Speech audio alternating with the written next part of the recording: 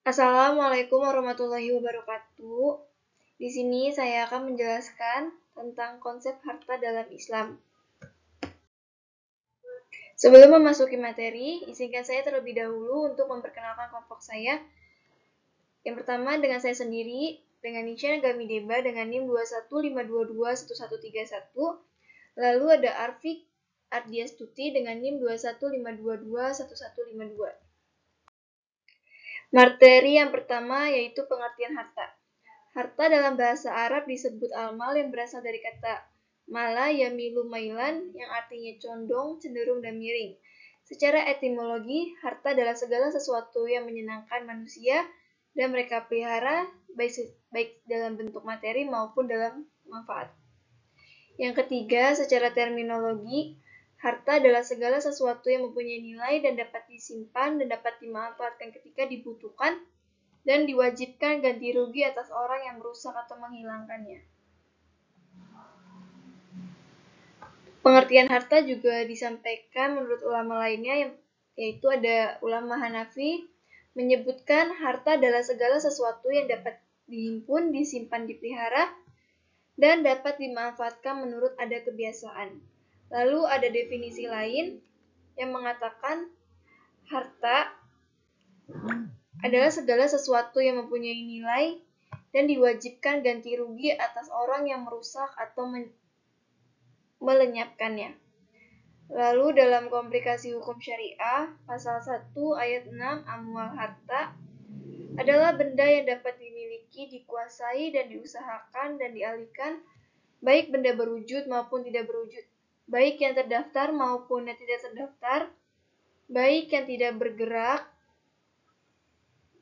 maupun benda yang tidak bergerak, dan hak yang memiliki nilai ekonomis. Lalu ada 4 yang terdapat dalam harta, diantaranya yang pertama sesuatu yang dapat diambil manfaatnya, yang kedua sesuatu yang mempunyai nilai ekonomi, yang ketiga sesuatu yang secara urf adat yang benar, yang keempat adanya perlindungan undang-undang yang mengaturnya. Lalu ada beberapa pendapat mengenai harta. Yang pertama diantaranya ulama jumhur ulama, yaitu mengatakan bahwa harta tidak saja bersifat materi, tetapi juga termasuk manfaat dari suatu benda, karena yang dimaksud adalah manfaat bukan zat dari bendanya. Lalu yang kedua, menurut ulama Hanafiyah yang mengatakan harta mesti dapat disimpan, maka sesuatu yang tidak dapat disimpan tidak dapat disebut harta. Maka manfaat menurut Hanafiyah tidak termasuk harta, tetapi manfaat tersebut milik. Dan Hanafiyah menjelaskan membedakan antara harta dengan milik. Milik adalah sesuatu yang dapat digunakan secara khusus dan tidak dapat dicampuri penggunaannya oleh orang lain. Jika harta adalah segala sesuatu yang dapat disimpan untuk digunakan ketika dibutuhkan, dalam penggunaannya biasanya dicampuri oleh orang lain. Jadi menurut Hanafiyah yang dimaksud harta hanyalah sesuatu benda yang berwujud. Lalu yang terakhir, menurut ulama fuqaha bahwa harta bersendi pada dua unsur. Yang pertama unsur ainiyah yang mengatakan harta itu ada wujudnya dalam kenyataan. Maka manfaat seluruh rumah yang dipelihara manusia tidak bisa disebut dengan harta, tetapi memiliki atau hak. Lalu ada dari unsur urf yang segala sesuatu yang dipandang harta oleh seluruh manusia atau sebagian manusia dapat diberi atau tidak diberi. Maka manusia walaupun merupakan suatu benda, suatu tubuh, namun tidak bisa dikatakan harta. Lalu ada definisi dari para ahli tengku menyimpulkan harta. Yang pertama, nama bagi yang selain manusia yang diterapkan untuk kemaslahatan manusia dapat dipelihara pada suatu tempat, dapat dilakukannya tasarruf dengan jalan ikhtiar. Yang kedua, sesuatu yang dapat dimiliki manusia, sesuatu manusia baik oleh seluruh manusia maupun sebagian manusia. Yang ketiga, sesuatu yang sah untuk diperjualbelikan. Yang keempat, sesuatu yang dapat dimiliki dan mempunyai nilai. Yang kelima, sesuatu yang dapat disimpan dalam waktu yang lama atau sebentar dan dapat diambil manfaatnya ketika dibutuhkan. Lalu ada materi kedudukan harta yang kedua. Kedudukan harta adalah sebagian amanah atau titipan Allah Subhanahu wa Ta'ala kepada manusia, dan karena itu adalah titipan, maka manusia berkewajiban untuk menggunakan harta tersebut sebesar-besarnya untuk mengabdi kepada Allah. Tidak diperbolehkan untuk maksiat, tidak boleh membelanjakannya secara berlebihan atau melantarkannya sehingga tidak bermanfaat, karena manusia harus memastikan agar hartanya digunakan sebagai sarana untuk mendekatkan diri kepada Allah dan berfungsi untuk kemaslahatan dunia dan akhirat. Karena Allah memberikan harta dan memberikan kesempatan kepada manusia untuk memiliki harta baik banyak maupun sedikit, maka tidak boleh sewenang-wenang dalam menggunakan hartanya. Kebebasan seseorang untuk memiliki dan memanfaatkan hartanya adalah sebatas yang dibenarkan oleh syariat. Dalam firman Allah surat Az-Zariyat ayat 19 disebutkan, dan pada harta-harta mereka ada hak-hak untuk orang miskin yang meminta dan orang miskin yang tidak mendapat bagian. Di dalam hadis Rasulullah SAW bersabda, sesungguhnya pada setiap harta seseorang ada hak orang lain selain zakat. Lalu yang ketiga, masuk materi dengan fungsi harta. Fungsi harta sangat penting dalam kehidupan manusia. Harta merupakan suatu hal yang dapat menunjang setiap aktivitas manusia, baik dalam kegiatan yang baik maupun yang buruk, termasuk dalam memenuhi kebutuhan pokok manusia. Oleh karena itu, manusia selalu berusaha untuk mendapatkan dan menguasainya dengan cara apapun.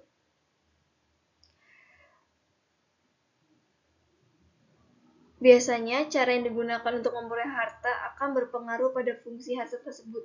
Seperti orang yang memperoleh harta dengan cara mencuri, kebanyakan mereka memfungsikan harta tersebut untuk berfoya-foya, mabuk, judi, bermain game online, dan lain sebagainya. Sebaliknya, orang yang memperoleh harta dengan cara yang baik atau halal, biasanya mereka akan memfungsikan hartanya untuk hal-hal yang bermanfaat. Dalam hal ini terdapat beberapa fungsi harta yang sesuai dengan ketentuan syarak. Di antaranya yang pertama ada untuk menyempurnakan pengalaman ibadah atau mahdah, sebab untuk ibadah, untuk memerlukan harta. Yang kedua, untuk melanjutkan dan memperbaiki kehidupan serta memperbaiki generasi yang berkualitas dan bernilai. Yang ketiga, untuk bekal mencari dan mengembangkan ilmu. Yang keempat, memelihara manusia. Maka hak manusia dalam harta benda harus dibayarkan yang semestinya dan tidak ditunda-tunda. Lalu selanjutnya, sebagai penggerak bagi kerjasama dalam kehidupan di dunia, dan untuk mesejahterakan diri sendiri dan keluarga. Lalu ada mengatur kehidupan manusia agar menjadi manusia yang menyadari nikmat Allah dan mengerti bagaimana menggunakan hartanya sebaik-baiknya. Yang terakhir sebagai perantara ujian bagi pemilik harta. Lalu materi yang terakhir, pembagian harta. Ditinjau dari segi kebolehan memanfaatkannya menurut syarak. Yang pertama ada mal mutakawin yang menjelaskan semua harta yang baik jenisnya, baik cara memperolehnya dan baik cara penggunaannya. Contohnya seperti sapi, kerbau, unta, kambing yang halal untuk dimakan bila disembelih dengan cara yang sesuai dengan petunjuk syariah. Lalu ada yang kedua, mal goir mutakawin yang menjelaskan semua harta yang tidak boleh diambil manfaatnya, baik jenisnya, cara memperolehnya, dan penggunaannya. Contohnya seperti babi yang haram karena jenisnya, tas hasil curian haram karena cara memperolehnya, dan uang disumbangkan untuk dana pembangunan kasino haram karena penggunaannya tidak sesuai dengan petunjuk syariah. Yang kedua, pembagian harta menurut segi ada atau tidak ada jenisnya di pasaran. Harta ini dibagi menjadi dua. Yang pertama, harta kimi, yaitu harta yang hanya dapat diganti dengan nilai harganya, atau harta yang jenisnya tidak mudah dicari di pasaran. Contohnya yaitu karya seni yang berupa lukisan atau gambar. Biasanya karya seni ini dibuat dalam jumlah terbatas atau dibuat oleh seniman yang terkenal, dan kerajinan tangan buatan orang-orang tertentu. Yang kedua, harta mitli, yaitu harta yang dapat diganti dengan harta tersebut atau harta yang serupa. Harta ini jenisnya mudah dicari di pasaran. Contohnya, beras rojo lele, jeruk mandarin, mangga arum manis, dan benda lainnya yang dapat diukur dengan timbangan. Akibat hukum dari pembagian harta kimi dan mitli memuat ketentuan yaitu 1. Jika harta mitli susah untuk didapatkan di pasaran atau terjadi kelangkaan, maka secara otomatis harta mitli tersebut berubah menjadi harta kimi. Yang kedua, harta mitli rentan dengan riba fadl. Jika terjadi pertukaran di antara harta mitli dan tidak terdapat persamaan dalam kualitas, kuantitas, dan kadarnya, maka akan terjadi riba. Lain halnya dengan harta kimi. Jika dipertukarkan dan terdapat perbedaan, maka tidak ada masalah. Yang ketiga, bila terikat dalam usaha bersama, maka masing-masing boleh mengambil bagian tanpa harus menunggu mitra usahanya. Bila bagian itu berupa harta mitli, namun lain halnya dengan harta kimi. Yang keempat, kerusakan yang terjadi pada harta mitli harus diganti dengan harta serupa atau harta mitli. Tetapi, apabila yang terjadi kerusakan adalah harta kimi, boleh menggantinya dengan seharga nilai barang tersebut. Yang ketiga, pembagian harta menurut segi pemanfaatannya. Harta ini dibagi menjadi dua. Yang pertama, harta istihlak atau harta habis pakai. Harta istihlak yaitu harta yang apabila digunakan atau dimanfaatkan, harta itu menjadi habis. Harta ini terbagi menjadi dua, yaitu harta istihlak hakiki dan istihlak hukuki. Harta istihlak hakiki yaitu harta yang sudah dimanfaatkan kegunaannya dan sudah jelas habis wujudnya. Contohnya seperti korek api, makanan, minuman, dan lain sebagainya. Dan harta istihlak hukuki yaitu harta yang sudah habis nilainya bila telah digunakan, tetapi zatnya itu masih utuh, hanya saja berpindah kepemilikan. Contohnya yaitu uang yang digunakan untuk melunasi hutang. Yang kedua yaitu harta istiqmal atau harta tidak habis pakai. Harta ini apabila digunakan atau dimanfaatkan berulang kali, harta itu tetap utuh, meskipun manfaatnya sudah digunakan berulang kali. Contohnya, sepatu, celana, kebun, ladang, sawah, dan lain sebagainya. Akibat hukum dari pembagian harta istihlak dan istiqmal ini terdapat pada sisi akadnya saja. Harta istihlak, akadnya hanya bersifat saling menolong. Sedangkan harta istiqmal, selain bersifat saling menolong, harta ini juga dapat dengan cara mengambil imbalan, seperti sewa, menyewa, dan sebagainya. Yang keempat, pembagian harta menurut segi jenisnya. Harta ini dibagi menjadi dua. Yang pertama, harta mankul atau harta bergerak, yaitu harta yang dapat dipindahkan dari satu tempat ke tempat lainnya. Contohnya seperti mobil, motor, laptop, handphone, dan sebagainya. Yang kedua, harta ghair mankul atau harta yang tidak dapat bergerak, yaitu harta yang tidak dapat dipindahkan dari satu tempat ke tempat lainnya, atau disebut juga harta tetap. Contohnya yaitu rumah, gedung, sawah, sekolah, dan sebagainya. Akibat hukum dari pembagian harta mankul dan ghair mankul ini memuat ketentuan yaitu 1. Adanya hak sufwah atau hak istimewa yang dimiliki oleh seseorang terhadap harta yang akan dijual oleh seseorang untuk mengajukan penawaran. hak ini dimiliki oleh tetangga dan mitra yang bekerja sama dengan pemiliknya. Yang kedua, menurut Hanafiyah, harta yang boleh diwakafkan adalah harta ghair manqul. Tetapi menurut mayoritas ulama, kedua jenis harta tersebut boleh diwakafkan. Yang ketiga, harta ghair manqul milik anak yatim tidak boleh dijual kecuali dalam hal untuk keperluan yang mendesak untuk menyambung hidupnya. Yang kelima, pembagian harta menurut segi materi atau bukan. Harta ini dibagi menjadi 3. Yang pertama, harta ain, yaitu harta yang berbentuk benda. Contohnya seperti beras, pakaian, rumah, dan sebagainya. Yang kedua, harta dain, yaitu sesuatu yang berada dalam tanggung jawab, seperti uang yang berada dalam tanggung jawab seseorang. Yang ketiga, harta nafi, yaitu sesuatu yang berangsur-angsur tumbuh menurut perkembangan waktu. Karena itu, ia tidak memiliki wujud dan tidak mungkin disimpan. Contohnya seperti listrik, oksigen, dan sebagainya. Yang keenam, pembagian harta menurut segi statusnya. Harta ini dibagi menjadi 3. Yang pertama, al-malal mamluk, yaitu harta yang telah dimiliki, baik milik pribadi maupun milik badan hukum, seperti negara maupun organisasi kemasyarakatan.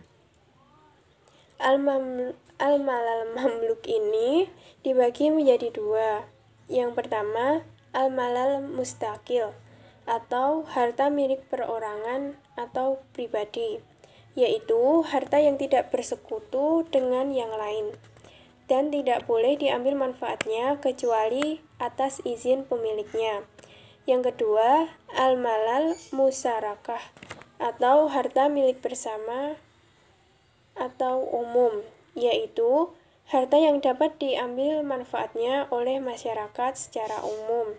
Contohnya sungai, jalan raya, lapangan, dan sebagainya. Yang kedua, al-malal mubah, yaitu harta yang pada asalnya bukan milik seseorang atau milik pribadi, seperti mata air, ikan di laut, burung yang terbang di udara, dan sebagainya.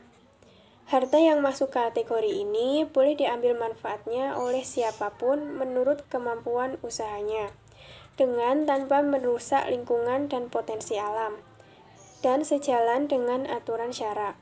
Maka yang telah diambilnya itu boleh menjadi haknya atau menjadi miliknya.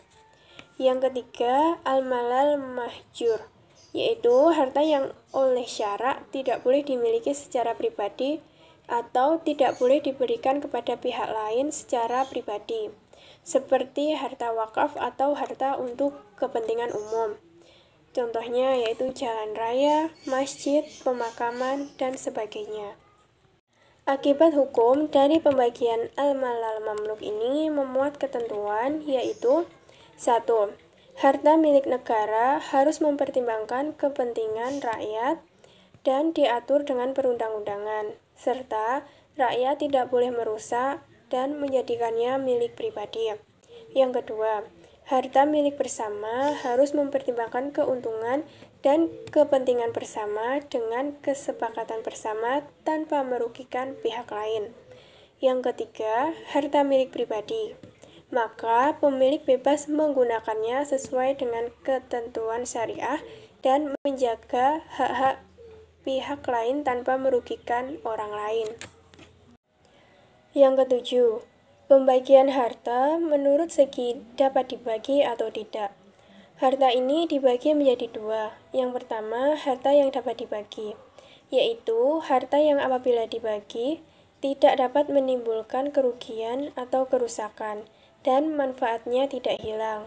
Contohnya, gandum, beras, jeruk, anggur, dan sebagainya. Yang kedua, harta yang tidak dapat dibagi, yaitu harta yang apabila dibagi akan menimbulkan kerusakan atau kerugian dan manfaatnya hilang. Contohnya, meja, kursi, gelas, dan sebagainya. Akibat hukum dari pembagian harta ini memuat ketentuan. Yang pertama, Terhadap harta yang dapat dibagi, putusan hakim dapat dilakukan untuk membaginya. Sedangkan untuk harta yang tidak dapat dibagi, putusan hakim tidak dapat memaksa untuk membaginya, tetapi harus dilakukan berdasarkan kerelaan masing-masing pihak yang berhak atas harta tersebut. Yang kedua, harta yang tidak dapat dibagi bila diwakafkan sepertiga atau setengahnya hukumnya sah. Sedangkan harta yang dapat dibagi bila diwakafkan sepertiga atau setengahnya hukumnya juga sah, tetapi harus dilakukan pembagian terlebih dahulu.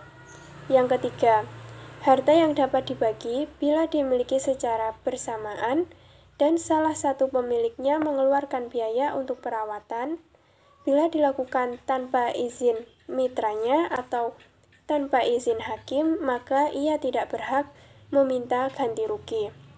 Namun, bila hartanya itu tidak dapat dibagi, maka ia berhak meminta ganti rugi. Yang kedelapan, pembagian harta menurut segi berkembang atau tidaknya, baik itu melalui upaya manusia maupun dengan sendirinya. Harta ini dibagi menjadi dua. Yang pertama, harta pokok atau modal, yaitu harta yang menghasilkan harta lain. Contohnya, rumah yang disewakan, tanah yang disewakan, pohon yang menghasilkan buah, dan sebagainya. Yang kedua, harta hasil atau untung, yaitu harta yang dihasilkan dari harta pokok. Contohnya, uang dari hasil menyewakan rumah, buah dari pohon, susu dari sapi, dan sebagainya. Akibat hukum dari pembagian harta pokok dan hasil, yaitu 1. Harta pokok yang diwakafkan tidak boleh dibagi kepada pihak yang menerima wakaf, tetapi harta hasil boleh dibagi. Yang kedua, harta pokok yang berstatus milik umum tidak boleh dibagi, tetapi harta hasil boleh dinikmati oleh siapapun. Yang ketiga, pemilik harta pokok otomatis menjadi pemilik harta hasil. Misalnya, ada seseorang yang memiliki sebidang tanah. Di atas tanah tersebut dibangun sebuah rumah, dan di samping rumah tersebut ada pohon mangga. Kemudian, rumah dan pekarangan tersebut disewakan oleh seseorang. Maka, penyewa tersebut berhak menikmati manfaat rumah dan hasil dari pohon mangga tersebut.